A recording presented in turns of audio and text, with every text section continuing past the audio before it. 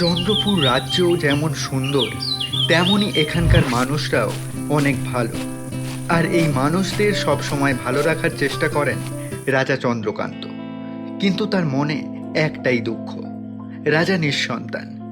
এই নিয়ে রানীও দুশ্চিন্তা কম করেন না। একদিন রাজা দুশ্চিন্তাগ্রস্ত হয়ে প্রাসাদের ফুলবাগানে বসে আছেন। এত বড় রাজ্য, এত ক্ষমতা, ধনসম্পদ আমি কার জন্য করছি? কে আমার বংশ রক্ষা করবে? আমার পরে কে আমার রাজ্যকে ভালোবেসে হাতে তুলে নিতে পারবে? আজ একটা সন্তান থাকলে হয়তো আমাকে এই দুশ্চিন্তা করতে হতো না। হায় ভগবান, আমি কি এমন পাপ করেছি যার শাস্তি আমাকে এখন ভোগ করতে হচ্ছে? রানী চন্দ্রাবতী বেশ খানিকক্ষণ ধরে রাজার পিছনে দাঁড়িয়ে আছেন। রাজার সব কথা শুনছেন। তার নিজেরও অনেক কষ্ট হচ্ছে, কিন্তু কিছুই করতে পারছেন না। শুধু মুখ বুজে সব সহ্য করে নিচ্ছেন।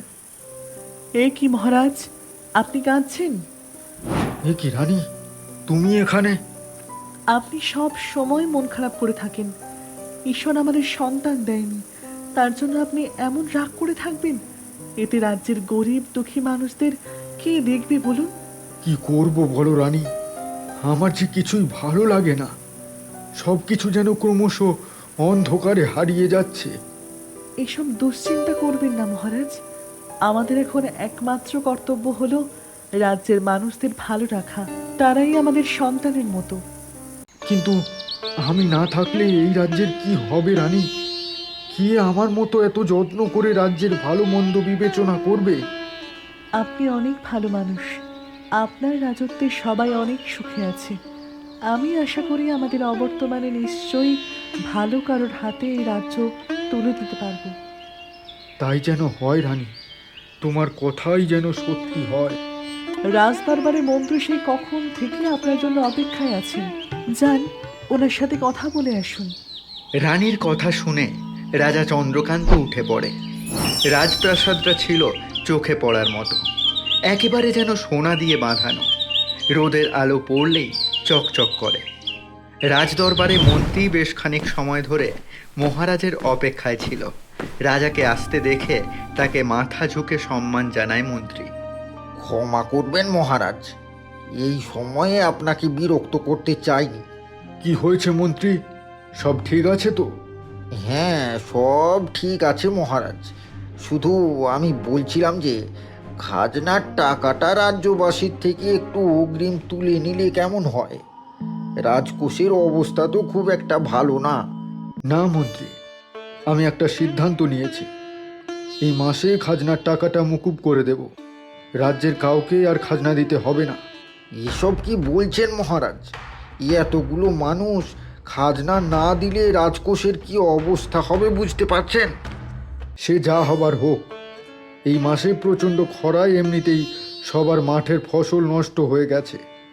সবাই প্রবল খাদ্য সংকটে আছে। তার উপরে যদি এখন খাজনা চাপিয়ে দিই, তাহলে গরিব মানুষের কি হাল হবে বুঝতে পারছো? ঠিক আছে, আপনি যখন সিদ্ধান্ত নিয়েছেন তখন আমি আর না করব না। মন্ত্রী রাজপ্রাসাদ থেকে বের হয়ে চলে আসে। পথে যেতে যেতে রাগে যেন ক্রমশ জ্বলতে থাকে সে। এক সময় একা একাই বলে, ভেবেছিলাম খাজনাটা এখন তুলতে পারলে কিছু টাকা সেখান থেকে সরানো যাবে, কিন্তু এই রাজা তো খাজনাই বন্ধ করে দিল। আমার সব ষড়যন্ত্রে এই একটা লোকই জল ঢেলে দেয়। না, এবারে আর ছোটোখাটো বিষয় নিয়ে কাজ করব না। আমি এতদিন যা করিনি তাই এবারে করব। আমার ষড়যন্ত্র হবে এই রাজ্যের গদি পাওয়ার জন্য। দেখি ওই রাজা চন্দ্রকান্ত কিভাবে আমাকে আটকায়। রাজ্যের শেষ প্রান্তে একটা বন আছে। সেই বনে একটা ছোট কুঁড়ে ঘর বানিয়ে থাকে এক মহা শক্তিশালী তান্ত্রিক। তার ভয়ে এই বনে রাজ্যের কেউ প্রবেশ করে না। সবাই বলাবলি করে এই তান্ত্রিকের সাথে রাজার কোনো পূর্ব শত্রুতা আছে, কিন্তু কী সেই শত্রুতা তা কেউ জানে না। রাত নামলেই তান্ত্রিক যজ্ঞ শুরু করে। রাজা চন্দ্রকান্ত, তোর বিনাশ আমার হাতেই হবে। তোর জন্য আমি সংসার ছেড়েছি, স্ত্রী পুত্র পরিবার সব ছেড়ে এসেছি শুধুমাত্র তোকে শাস্তি দেওয়ার জন্য। আমি শক্তিশালী হওয়ার চেষ্টা করছি, দিন রাত যজ্ঞ করছি। সুযোগ আমার কাছে অবশ্যই আসবে, সেদিন চিনতে পারবি এই আমি কে। তান্ত্রিক একটানা মন্ত্র পড়তে থাকে আর সেই সাথে যজ্ঞের আগুনে ঘি ঢালতে থাকে, আর তাতেই দাউ দাউ করে যজ্ঞের আগুনের লেলিহান শিখা জেগে ওঠে। ঠিক এই সময়ে কাচুমাচু অবস্থায় ভয়ে ভয়ে যজ্ঞের আগুনের পাশে এসে দাঁড়ায় চন্দ্রপুর রাজ্যের মন্ত্রী। কে রে তুই? বিনা অনুমতিতে এই বনে প্রবেশ করেছিস? তোর সাহস তো কম না। ক্ষমা করবেন তান্ত্রিক মশাই, আমি বড় বিপদে পড়ে আপনার কাছে এসেছি। যে একমাত্র আপনিই আমাকে সাহায্য করতে পারবেন, আর কেউ না। বল কি তোর বিপদ? আমি কি সাহায্য করতে পারি তোকে? আমি ওই রাজা চন্দ্রকান্ত আর রানী চন্দ্রাবতীকে বন্দি করতে চাই। আমার প্রতিটা কাজে ওরা জল ঢেলে দেয়, আমার ষড়যন্ত্র নস্যাৎ করে দেয়। চন্দ্রকান্ত, চন্দ্রকান্ত, চন্দ্রকান্ত, এই একটা নাম আমাকে 15 বছর যাবৎ কুড়ে কুড়ে খেয়েছে। আমি ওকে শেষ করার অনেক পথ খুঁজেছি, কিন্তু পাইনি। আজ নিজে থেকেই সেই সুযোগ এসে আমার হাতে ধরা দিয়েছে। এবার ওদের আমার হাত থেকে কেউ বাঁচাতে পারবে না। না তান্ত্রিক মশাই, আমি ওনাদের মারতে চাই না, শুধু বন্দি করে রাজ্যের দখল নিতে চাই।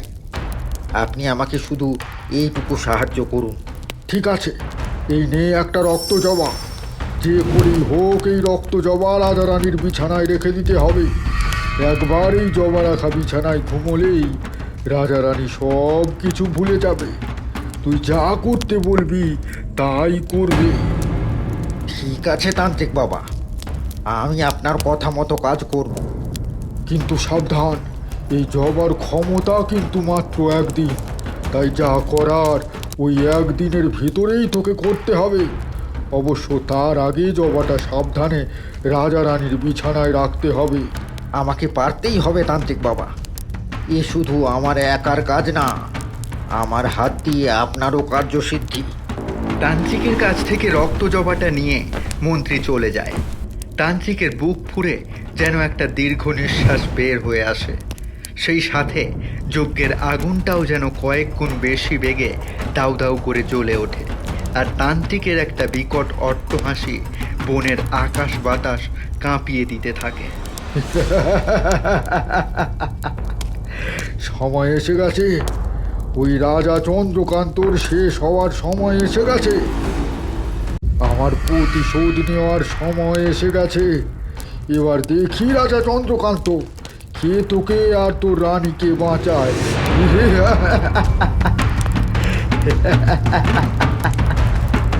রানী চন্দ্রাবতীর একজন খুবই বিশ্বস্ত দাসী ছিল, তার নাম রেখা। রেখা সব সময় রানীর দেখাশোনা করত, রানীর যাতে বিন্দুমাত্র অসুবিধা না হয় তার খেয়াল রাখত। রানী চন্দ্রাবতীও তাকে খুবই পছন্দ করতেন। এই রানীমা, মহারাজ তো সকাল থেকে কিছুই খেলেন না, রাতে ওনার জন্য কি খাবার আনবো? কি বলছো রেখা? মহারাজ সারা দিন না খেয়ে আছেন আর তুমি আমাকে কিছু বললি না? ক্ষমা করুন রানীমা, আমি আপনাকে বলতাম, কিন্তু মহারাজ আমাকে বারণ করেছেন। তুমি মহারাজের জন্য খাবার নিয়ে আসো, আমি ওনাকে ডেকে নিয়ে আসি। নিশ্চয়ই উনি এখনো বাগানে বসে আছেন। ঠিক আছে রানীমা। রানী চন্দ্রাবতী মহারাজকে ডেকে আনতে চলে যান, আর দাসী রেখা চলে যায় খাবার আনতে। ঠিক এই সময় দরজার আড়াল থেকে উকি দেয় কুচক্রী মন্ত্রী। তার মুখে একটা বাঁকা হাসি খেলে যায়। এই সুযোগ, এখন ঘরে কেউ নেই। একবার যদি এই রক্ত জবাটা মহারাজের বিছানার নিচে রাখা যায়, তাহলে আর দেখতে হবে না, বাকিটা তান্ত্রিকের মন্ত্রের বলেই হয়ে যাবে। যাই, কেউ চলে আসার আগে এক্ষুনি কাজটা সেরে ফেলি। মন্ত্রী সাবধানে ঘরে ঢুকে পড়ে। এরপর বিছানা তুলে তার নিচে রক্ত জবাটা রেখে সরে পড়ে। এদিকে রানী রাজবাড়ির বাগানে এসে দেখতে পান রাজা চন্দ্রকান্ত একা একা বসে আছেন। এ কি মহারাজ, আপনি একা একা বসে আছেন কেন? আপনার শরীর ঠিক আছে তো? আমার কিছু হয়নি রানী, তুমি আমাকে নিয়ে বৃথা চিন্তা করছো। তাহলে আপনি সারা দিন কিছু না খেয়ে আছেন কেন? এতে তো আপনার শরীর খারাপ করবে। আবার এই কথা আমাকে বলতে বারণ করছেন। আমার কিছু খেতে ভালো লাগছে না রানী, আমাকে একটু একা থাকতে দাও। কি হয়েছে বলুন তো মহারাজ? আপনাকে দেখে তো মনে হচ্ছে না আপনার সব কিছু ঠিক আছে। দয়া করে আমাকে খুলে বলুন। কি আর বলবো রানী, আমার সব ভয় তো এই রাজ্যটাকে নিয়ে। ঘরের শত্রুরাও রাজ্যের ক্ষতি করার জন্য ওত পেতে আছে। কেউ রাজ্যের গরিব দুঃখের কথা ভাবেই না। এ মাসে এত খরা গেল, আর তার উপরে মন্ত্রী প্রজাদের থেকে অগ্রিম খাজনা নিতে যাচ্ছে। তাহলে ভাবতে পারছো আমি না থাকলে রাজ্যের কি হবে? মহারাজ, আপনি তো এখন আছেন। যতদিন আপনি আছেন ততদিন তো রাজ্যটাকে ভালোভাবে চালাতে হবে। আর আপনি খাওয়া দাওয়া এমন অনিয়ম করলে অসুস্থ হয়ে পড়বেন। হ্যাঁ রানী, তুমি ঠিক কথাই বলছো, কিন্তু কি করব বলো, বড় বেশি দুশ্চিন্তা হচ্ছে আজকাল। আর দুশ্চিন্তা করবেন না মহারাজ। আসুন, আপনার জন্য খাবার নিয়ে আসা হয়েছে। আমরা একসাথে খাবো, আসুন। রানী মহারাজ চন্দ্রকান্তকে নিয়ে প্রাসাদের উদ্দেশ্যে চলল। এদিকে খাবার নিয়ে ঘরে এসেছে দাসী রেখা। প্রতি রাতে সে মহারাজের বিছানা ঝাড়ু দেয়। আজকেও খাবার রেখে ঝাড়ু দিতে যায়। ঠিক তখন দেখতে পায় বিছানার নিচে একটা রক্ত জবা। এই রক্ত জবাটা আবার কোথা থেকে এলো? এই রান্না খেয়ে এনেছেন নাকি? কি জানি বাবা, বাইরে থেকেও তো উড়ে আসতে পারে। এখানে থেকে নোংরা হবে, তার থেকে ফেলে দিই। পরে রানীমা চাইলে না হয় বাগান থেকে এনে দেবো। যেমন কথা তেমন কাজ। দাসী রেখা রক্ত জবাটা বিছানার নিচ থেকে বের করে বাইরে ফেলে দেয়। ঠিক একটু পরে রাজা আর রানী ঘরে আসে। এই রানীমা, আমি মহারাজের জন্য সুস্বাদু খাবার নিয়ে এসেছি। নিন, আপনারা দুজনে এই খাবার খেয়ে নিন। নিন নিন মহারাজ, খাবারটা খেয়ে নিন। পরদিন খুব ভোরে মন্ত্রী রাজবাড়িতে এসে উপস্থিত হয়। রাজপ্রাসাদের প্রধান ফটকে তখনও সেনা ঘুমোচ্ছে। মন্ত্রীর ডাকে তার ঘুম ভাঙে। কি হয়েছে মন্ত্রী মশাই, আপনি এত সকালে? মহারাজ কি সকালে হাঁটতে বের হয়েছেন? প্রতিদিন তো মহারাজ হাঁটতে বের হন, কিন্তু আজকে তো বের হলো না। কি হলো বলুন তো মন্ত্রী মশাই? লেগেছে লেগেছে। মন্ত্রী না রে হতভাগা, মহারাজ বল, খেলা তো কেবল শুরু হয়েছে রে। মন্ত্রী নিজের মনে কথা বলতে বলতে রাজবাড়ির ভেতরে ঢুকে পড়ে। সেনাটি কিছু বুঝে উঠতে পারল না যে মন্ত্রী কি বলছে। তার কথা শুনে থ হয়ে দাঁড়িয়ে রইল। এদিকে তখনও রাজা আর রানীর অন্দরের দরজা বন্ধ। মন্ত্রী এসে দরজা ধাক্কাতে শুরু করে। এই চন্দ্রকান্ত, চন্দ্রকান্ত, ওর বলছি, তোর খেলা শেষ, বের হওয়া বলছি। কি করছেন মন্ত্রী মশাই? আপনি কি পাগল হয়ে গেছেন নাকি? চুপ করুন। কি আমাকে পাগল বলা? এক্ষুনি আমি তোর গর্দান নেব। এসব কি বলছেন? ঠিক এই সময়ে মহারাজ চন্দ্রকান্ত দরজা খুলে বাইরে আসে। তার চোখে মুখে প্রচণ্ড রাগ। তাকে এই অবস্থায় দেখে মন্ত্রীও বেশ ঘাবড়ে যায়। কি করবে সে ঠিক বুঝে উঠতে পারে না। এসব কি হচ্ছে মন্ত্রী? পাগল হয়ে গেলে নাকি? আমাকে নাম ধরে ডাকছো? না মানে ইয়ে মহারাজ, আমি তো ডাকতে চাইনি, কিন্তু কি যে হলো। তোমাকে এখনই আমি বন্দি করব। আমার মন্ত্রী হয়ে তুমি আমাকে অকথ্য ভাষায় কথা শোনাবে? ক্ষমা করে দিন মহারাজ, আর কখনো এমন হবে না। আসলে একটু ভুল বোঝাবুঝি হয়ে গেছে, আর হবে না। বাড়িতে গিয়ে ঘুমাও। আমার মনে হচ্ছে রাতে না ঘুমিয়ে উল্টোপাল্টা চিন্তা করার কারণে তোমার এই অবস্থা হয়েছে। ঠিক আছে মহারাজ, তাই যাই। মহারাজ চন্দ্রকান্ত মন্ত্রীর মুখের উপরে দরজা বন্ধ করে দেয়। মন্ত্রী চলেই আসছিল। হঠাৎ তার মনে কিছু একটা সন্দেহ হলো। দাসী রেখাকে মন্ত্রী জিজ্ঞেস করলো, আচ্ছা রেখা, গত রাতে মহারাজ আর মহারানী এই ঘরের বিছানাতেই ঘুমিয়েছিলেন তো?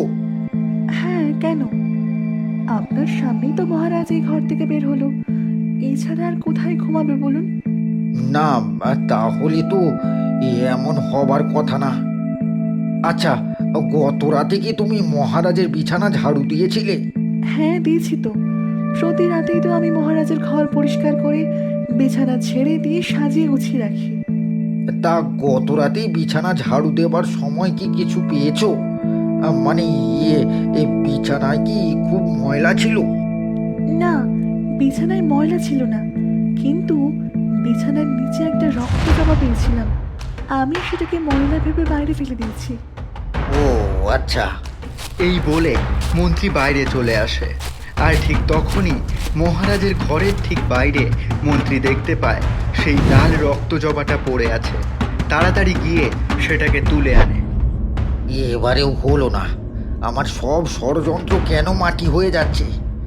আগে মাটি করতো মহারাজ নিজে, এবারে আবার পেছনে লেগেছে এই দাসীটা। এবারে এমন কিছু একটা করতে হবে যাতে সাপও মরে আর লাঠিও না ভাঙে। মন্ত্রী কি রাজা আর রানীকে নিজের পদ থেকে সরাতে নতুন কোনো ষড়যন্ত্রের আশ্রয় নেবে? মন্ত্রী কি তার পরবর্তী ষড়যন্ত্রে সফল হতে পারবে? এইসব উত্তর পাওয়ার জন্য আমাদের চ্যানেলের সঙ্গেই থাকুন। আর চ্যানেল সম্পর্কে বাকি কথা বলবে আমাদের শেয়ার বন্ধু। আমাদের গল্পটি কেমন লাগলো তোমরা কমেন্ট করে জানাবে। আর যদি ভালো লাগে তাহলে লাইক, শেয়ার, সাবস্ক্রাইব করবেন। ধন্যবাদ।